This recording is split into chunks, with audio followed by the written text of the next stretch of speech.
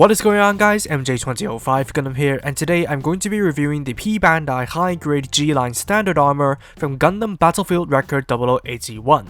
A result of attempting to mass-produce the Gundam with uncompromised performance, a limited number of G-Line units were produced as a result, priding on its adaptability using different armor sets, the standard armor being the general-purpose variant. Being an original mold, the high-grade G-Line standard armor comes with 12 runners and a modest sticker sheet, and even though it conceptually feels like a middle ground between the All Gundam Project and Seed Freedom kits, the build also feels like a chimera between familiar and alien elements because of the exclusion of polycaps. Profundity aside, the G-Line still falls into the realm of standard high-grade difficulty, with a not-so-troublesome color palette and decent gate placement to help builders along. Sure, it may seem intimidating to beginners, basically needing to build 1.5 kits due to the armor, but that mostly contributes to a longer build time instead of a harder difficulty.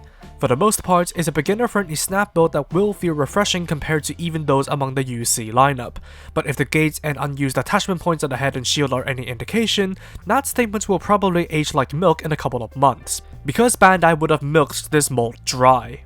And what do you know, as soon as I finished editing before touch-ups on my G-Line standard armor, it was the 3rd of March 2025 and they've announced the high-grade G-Line light armor. What are the chances? Starting with the base G-Line, and the final build looks quite uncanny. It's bare, slim, and lanky with disproportionate feet, but that's entirely by design as the sculpting is fully accurate to Kotoki's source material, and the same can be said for the color accuracy as well. Some may have preferred to see the missing MSV version based on Okawara's design and take issue with that, but personally it's neither here nor there.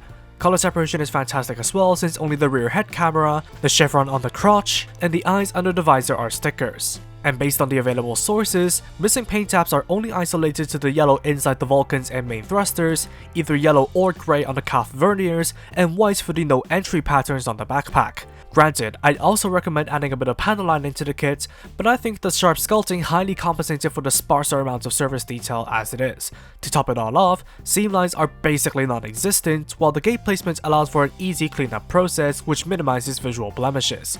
Altogether, the bare high-grade G-Line might not be one's most preferred form of the mobile suit, but it still looks great out of the box.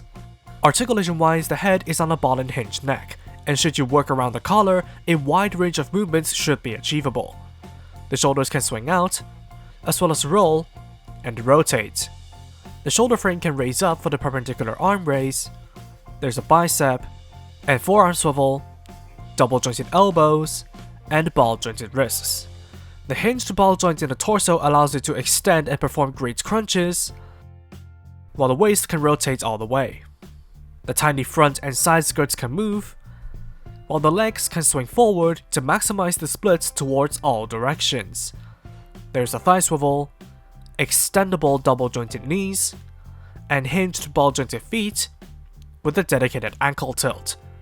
Articulation of the base G-Line is fantastic, achieving a wide range of motion with more joints than an average high-grade kit, and that's for good reason that you will see later.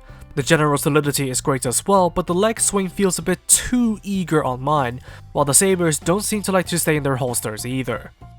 In terms of accessories, the G-Line has a pair of holding hands, a right trigger finger hand, and left open palm to work with its generic Gundam loadout, consisting of the short beam rifle, beam sabers, and shield.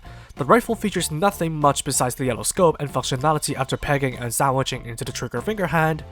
The sabers simply slide into the hands for use with the SB13 beams, while the shield plugs into the forearm for defense, with the ball joint and rotating forearms providing its adjustability. On the other hand, a high mobility backpack with 6 thrusters can be used instead of the standard one after transferring the saber holsters over, similarly missing the yellow insides of the thrusters. Naturally, the biggest inclusion of this kit is the standard armor itself. In order to equip it, the chest armor is swapped from the grey to the blue, while the shoulders, skirts, and ankle armor plug straight onto the respective parts, and the leg armor is built around the calves. It's a fairly simple and uncomplicated process, and actually quite fun since it's giving off some heavy core Gundam vibes, except it's more well executed and feels less dodgy in the end as a result. The final product is the G-Line standard armor, and with the kit bulked up with a rich blue armor, the proportions are balanced out, and the visuals are highly enriched while maintaining proportional and color accuracy to the source material. Frankly, I do prefer this look over the standard G-Line. Part separation was moderately utilized to replicate the principal details, which leaves the circular and thruster details on the leg armor as the only additional stickers. As it is, it would look plenty fine with the recesses filled in. But if accuracy is more your thing, there are a ton of yellow verniers and details that need painting on the armor, which isn't a lot, but neither would it be easy without delicacy. Hate to be picky, but I think the back skirt detail and the slats in the shins could have been plastic pieces instead. But that aside, the base form of the high-grade G-line standard armor looks quite good out of the box.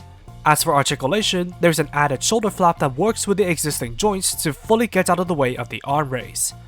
All of the skirts, including the new back skirts, can move.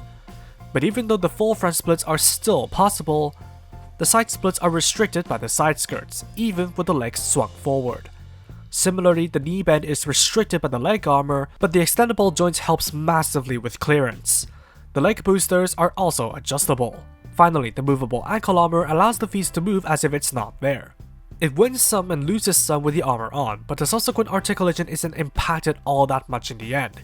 One thing about the back skirt though is that it is easy to misjudge your grip and accidentally dislodge and wear out the attachment, so be careful with it and tighten if necessary. As for weapons, the standard form of the standard armor has no loadout changes at all, keeping the trusty rifle, shield, and saber combo handy. However, there are parts included to build the full equipment version. Simply transfer the sabers onto an added mount on the back skirt, and attach the backpack extension to the high mobility backpack without the saber holsters, providing the kits with the Gatling Smasher. Practically speaking, it doesn't do much for the kits besides adding firepower, but they and the stabilizers can each adjust on the swivel. The beam sabers have a much more solid storage method that unfortunately restricts back skirt movement, and the extension does make the kit look more visually complete. But if I had to nitpick, there are some blue and yellow details that are missing on the extension itself, which would have to be painted in for accuracy. Otherwise, the full equipment standard armor is my most preferred form of the kit.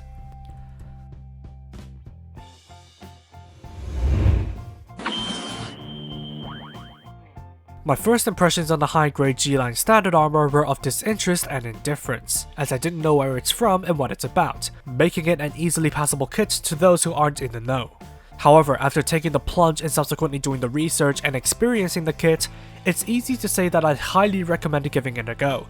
Granted, it does have its flaws like the missing tiny paint details and some loose parts, particularly that back skirt extension, but I can confidently say that it reminds me of the fun that I've had with the core Gundam with a versatile full armor style approach, and putting it that way made me enjoy it even more. With that said, I also think the kit is terrific in spite of that comparison, as it is not only solid in general, it also had the room to tackle the issues the full armor kits suffer from thanks to it being engineered from the ground up, especially the articulation. Couple all of that with a simple but refreshing high-grade construction, and you'll have a kit that is fun for all types of builders, with its only killer being the relative obscurity. And that's all for me. Thank you for watching, drop a like and comment if you did enjoy the video, subscribe for more content like this, and feel free to follow me on social media with the links down below. That said, take it easy, stay safe, and I'll see you all in the next video. Peace out guys, bye bye.